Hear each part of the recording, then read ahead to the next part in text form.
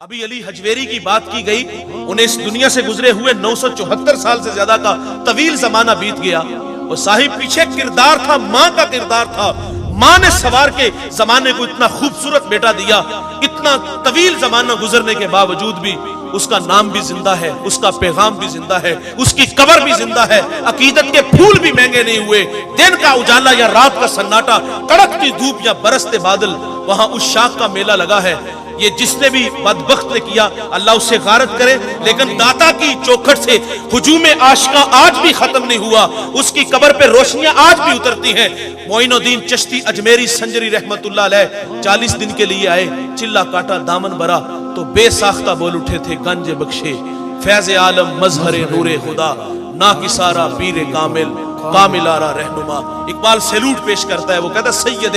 حجویر مخدوم امم،